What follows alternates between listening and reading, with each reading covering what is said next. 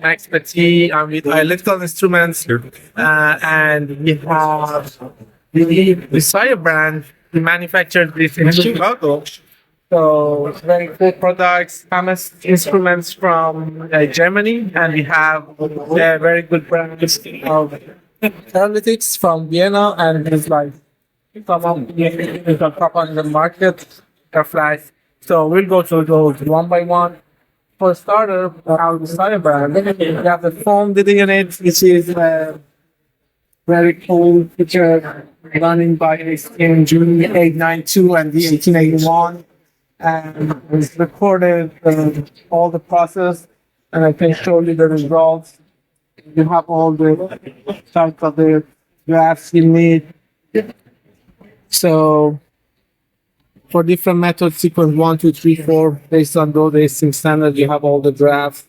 You have the pictures with the levels. You have the recording.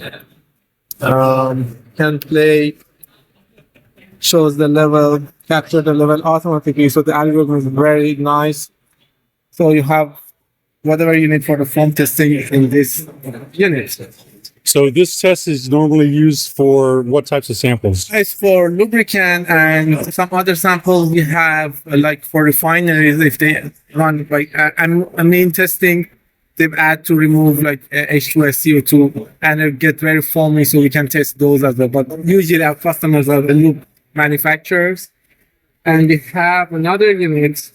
Well, so hold on. This is a very interesting one. So, what improvements have you done with this test over the traditional method? Every ASIM conferences, we have a presentation explaining why the method, how the method should be improved, and what improvement we have done on our units. And it's like getting better and better, but the most important thing is like it's recorded, so you have all the process and you will see the levels automatic. And basically, we made the life easier for everyone in the lab. Running the test, the D892 is not easy. You should like remove the tube, be very fast, go through the level. And I can tell you, I have the results like from many different labs they're running, and they're getting very different answers, and that's not good. So if they use our device, the results are all good and like comparable. If they have any problem with the result, they can go through the video, have a look, and check the levels, so they would know the results are good. And so this is fully automatic. This is not a manual, or this is fully automatic. Like they put the samples in, close it, start the test, and they come back after like an hour. If they run sequence 2 and 3, so they will be done automatically. They have all the results, and you just go through the results, export the results with all the moves, like claim system, USB, so like a computer here connected to this, so you have all the means of connection. so and if you were running it manually, like the traditional way, is there some like timing you have to do? You have to get there where you need to go, and so it kind of hit or miss whether you remember or not. 1 second after you remove the tube or something, so the method is like is not easy to follow really, and it's to be improved. But for now, we don't have that problem because like it's automated, it's done everything by itself. Stuff is recorded, capture the level. It's very nice if you have that one in your lab if you're doing the foam testing. So that's it. Okay. Well, great. That's a pretty innovative product there. And this is like controversial one. So cutting or copper corrosion, and you can see like it's based on color, and we have this problem we've seen a lot. Recently, like 2 weeks ago, we did an ILS study. We brought people from 10 different labs all around US to do the copper corrosion testing, and I can tell you the results from everyone was very different. The rating they got. So that's why copper corrosion digital detection unit is like it solved the problem for the lab because they don't agree with the results. So that's why it's very good. It's shows all the percentage with the colors, shows the rating with the info, how many percentage is like what, and you can run multiple tests. Documentation is very good. You can always take out the graph, all of the pictures from the computer, and it's very good. So this is a reader, right? So you still run the corrosion test exactly the same way, but you stick your copper corrosion strip in there, and it takes a picture and tells you exactly what the grade is. Yes. Using AI or something. We have another unit before this. So before this, the copper needs to be treated in a bath, and we have that unit for the bath, and it goes in the sample. So once the bath and the sample prep is done, the copper corrosion rating will be done. We have the same thing with the iron rust, and that's based on the ACM D665. So this one is in D130, and this is for calibration for the color. And for the iron rust, it's using the bullets. The same shape, but the handle is different, so you will see you can connect the bullet to it. There's another bath for that. It's called Anna, and that is like preparing the bullets for the testing. And that's not with the color, but with the dots appearing on the bullets. So that is not easy for operators, because like for them, it's very hard to like see different dots and count them. And feedback we get from the technician is like the reading from our unit is less than what they see, because the corrosion is clustered, and they couldn't distinguish between the parts which are corroded and some other the whole picture. So that's why we just recommend using our iron rust detector over the manual with the eye. Okay. Let's go see what you got over here. Oh, this is a particle counter. Yeah, and it's running by ISO 4406, and the standard is ISO 11171. There are other units with different standards you can add. Here also you can add some different standards, but like. So what does the sample look like when you put it It's in? just liquid. It's liquid, and there's a laser reader inside. It goes in and it goes out. It's very simple. Oh, it's flowing through? Yes, it's flowing through, and you have the size for different categories, and you have the calibration to check if the numbers are good or not over time. Okay. Interesting. Over here, you have the vapor pressure unit, which you can run many different tests. STMD 5191, which needs a sample prep. We use that for gas. 6378, the triple expansion method. 77 is for the crude oil. You can have curves, and that runs for different vapor to liquid ratio. You can have the TVP method, V over L curve. D5188 for the temperature, so it measures the vapor lock temperature. Many different like Canadian food quality standards.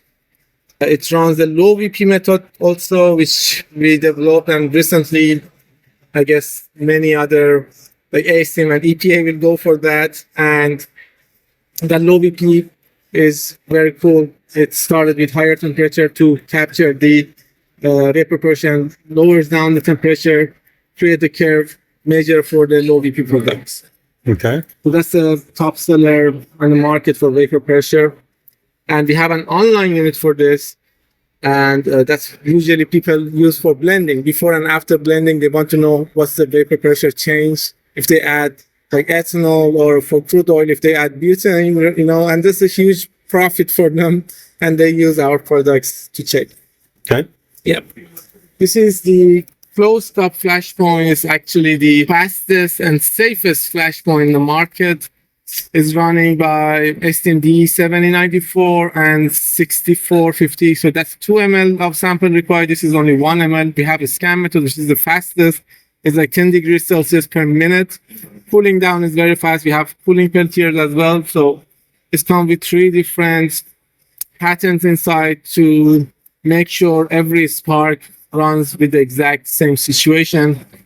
And you can introduce the sample right here. You can add 10 different cups, just 1 ml of the sample, and you have the results in 1 hour for 10 samples. So it's very fast. So this is similar to like a Cleveland opening cup. The results are correlated to the D93. We have studies showing the results are almost the same with D93 microscope. Yes. Okay. All right. This is the FTIR unit. Right. This is for gas, crude oil, and diesel. No, sorry. Gas, diesel, and jet fuel. And like any other FTIR unit, you can compare the curve and have the curve with or without ethanol, let's say. You have the results. But right beside that, you have the numbers. And numbers are based on ASTM standard. You have many different parameters, which is very important, like benzene, toluene, benzene, methanol, ethanol, like some oxygenate. What else? Yeah, the RON number, MON number, which are very important for some of our customers. Instead of using the knock engine, it's like in 2 minutes you have the results with only 15 ml of the sample. How accurate is that test? It's very accurate. It's Really? based on because like we have libraries, and the libraries are for very small range of parameters, like only for RON, MON number, and distillates. Other than that, it's based on the graph. It's very accurate. But for those like RON, MON, and distillates, we have libraries, but customers can create their own library.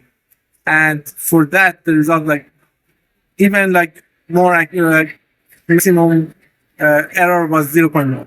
That's how I do this. This is for neat and blended, ethanol blended. Yes. That's very impressive. Yeah, I know that's a very important number. It doesn't matter if it is with or without ethanol, you got the results with no problem. And yeah, in just 2 minutes, you don't need to run any like knock engine. And we sold to many different customers, all refineries, terminals. Last week, I installed one for California Department of Food and Agriculture, and they checked for all the refineries. Imagine, like, they should be very accurate. They were very happy with the results, and we are happy if our customers are happy. So yeah, this is for, again, gas, diesel, jet fuel, but we have another unit, which is aerospace oil, and that's for lubricant. And so those we use like running for oxidation, nitration. Those are based on some ASTM standards, oxidation, nitration, sulfation, phosphate. TAN, TBN is based on the library, glycol, water, soot. So for that, the FTIR unit, you can find all those parameters. Very much same as this, different cell size.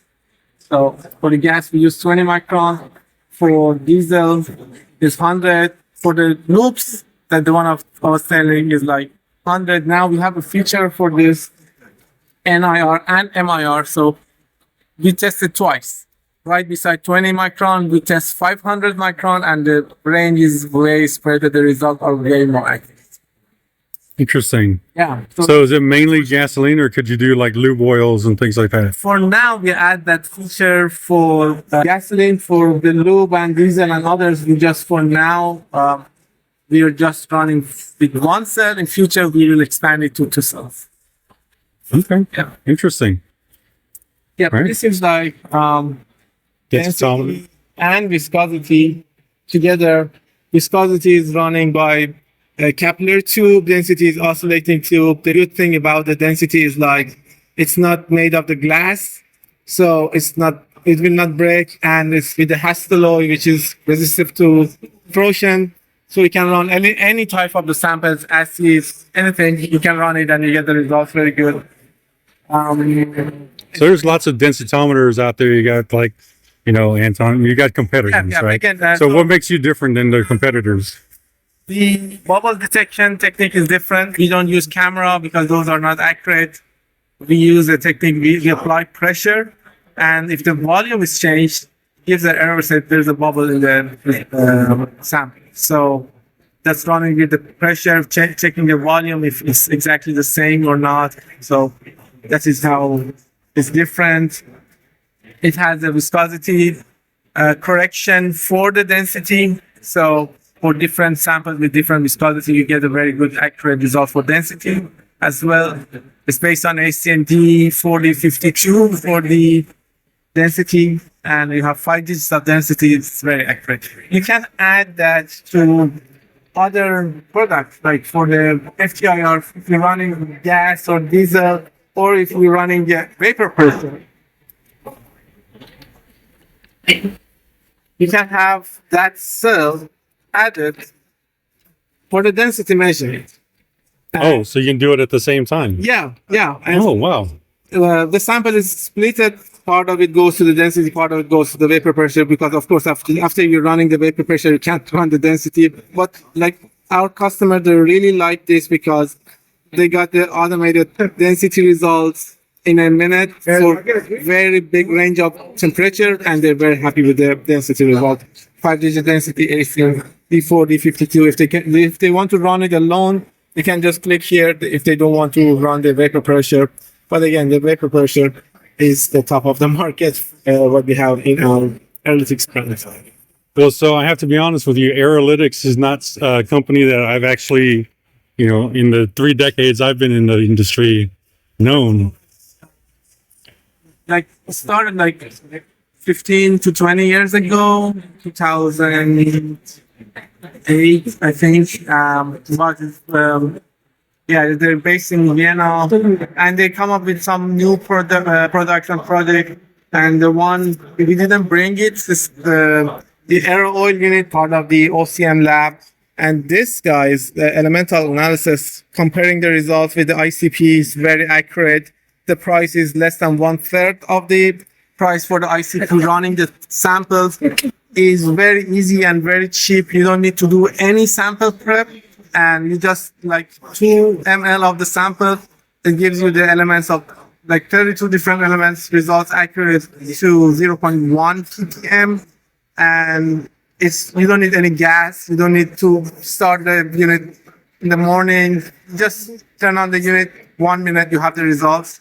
Well, so that's actually the instrument that I first heard about too from Don Bonnet, and he kind of mentioned it, and I was like, this is pretty intriguing. You kind of solve all of the issues with the ICP, no sample prep. You just add your sample. What's the sample size? Like 2 to 4 ml is a sample cup. You can fill it, and it runs up to, if the viscosity of the sample is less than 2,500, is fine, which is like most of the products, liquid products, right? So, yeah. And so just basically, how does it work? You add the sample and... Add the sample, 2 electrodes, rod electrode is like RD, OES. RD is like rotating this electrode. OES is optical imaging spectroscopy. So there's a rod electrode and there's a disc electrode, which the disc electrode is rotating, and it goes to the sample, dips into the sample, bring the sample to the spark. And like with the spectroscopy, with the fiber optic, it goes back to the back of the unit and analyze it in half a minute, and you get the results. Now it doesn't replace the ICP. It's more like we have customers like they have like 5 ICPs, and recently they bought one, and like if they want to spot check, they just run this, but they've seen like, okay, what's the point of having ICT now? Because like it's expensive. It's like it's very hard for technician. It needs like training. This one is very easy.